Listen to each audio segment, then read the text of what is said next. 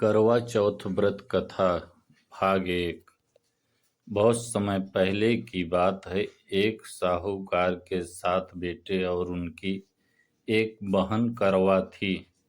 सभी सातों भाई अपनी बहन से बहुत प्यार करते थे, यहाँ तक कि वे पहले उसे खाना खिलाते और बाद में स्वयं खाते थे। एक बार उनकी बहन ससुराल से मायके आई हुई थी। शाम को भाई जब अपना व्यापार व्यवसाय बंद कर घर आए तो देखा उनकी बहन बहुत व्याकुल थी। सभी भाई खाना खाने बैठे और अपनी बहन से भी खाने का आग्रह करने लगे, लेकिन बहन ने बताया कि उसका आज करवा चौथ का निर्जल व्रत है और वह खाना सिर्फ चंद्रमा को देखकर उसे अर्घ्य देकर ही खा सकती है। चूंकि चंद्रमा अभी तक नहीं निकला है, इसलिए वह भूख प्यास से व्याकुल हो उठी है। सबसे छोटे भाई को अपनी बहन की हालत देखी नहीं जाती और वह दूर पीपल के पेड़ पर एक दीपक जलाकर चलनी की ओट में रख देता है। दूर से देखने पर वह ऐसा प्रतीत होता है कि जैसे चतुर्थी का चांद उदित हो रहा हो।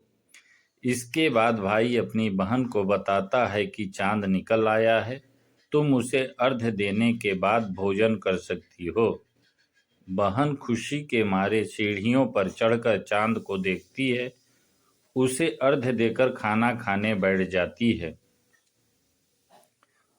वह पहला टुकड़ा मुंह में डालती है तो उसे छींक आ जाती है, दूसरा टुकड़ा डालती है तो उसमें बाल निकल आता है और जैसे ही तीसरा टुकड़ा मुंह में डालने की कोशिश करती है तो उसके पति की मृत्यु का समाचार उसे मिलता है। वह बौखला जाती है। उसकी भाभी उसे सच्चाई से अवगत कराती है कि उसके साथ ऐसा क्यों हुआ। करवा चौथ का व्रत गलत तरीके से टूटने के कारण देवता उससे नाराज हो गए हैं और उन्होंने ऐसा किया है। सच्चाई जानने के बाद करवा निश्चय करती है कि वह अपने पति का अंतिम संस्कार नहीं होने देगी और अपने सतीत्व से उन्हें पुनर्जीवन दिलाकर रहेगी। वह पूरे 1 साल तक अपने पति के शव के पास बैठी रहती है, उसकी देखभाल करती है, उसके ऊपर उगने वाली सुई नुमा घास की वह एकत्रित करती जाती है। 1 साल बाद फिर करवा चौथ का दिन आता है। उसकी सभी भाभियां करवा चौथ का व्रत रखती हैं। जब भाभियां उससे आशीर्वाद लेने जाती हैं तो वह प्रत्येक भाभी से यम सुई ले लो, पिए सुई दे दो, मुझे भी अपनी जैसी सुहागिन बना दो, ऐसा आग्रह करती है। लेकिन हर बार भाभी उसे अगली भाभी से आग्रह करने का कह चली जाती है। इस प्रकार जब 6ठे नंबर की भाभी आती है तो करवा उससे भी यही बात दोहराती है।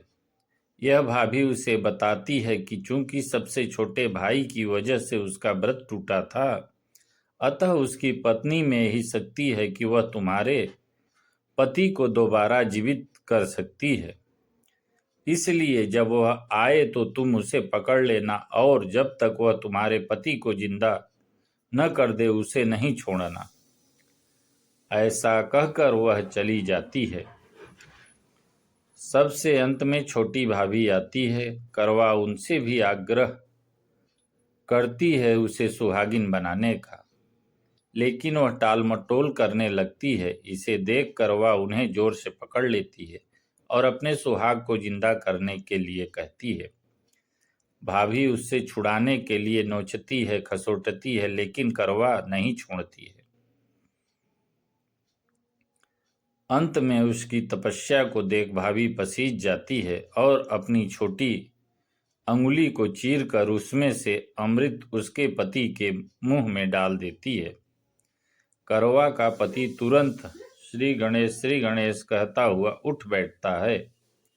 इस प्रकार प्रभु की कृपा से उसकी छोटी भाभी के माध्यम से करवा को अपना सुहाग वापस मिल जाता है। हे श्री गणेश माँ गौरी, जिस प्रकार करवा को चिर सुहागन का वरदान आपसे मिला है, वैसा ही सब सुहागिनों को मिले।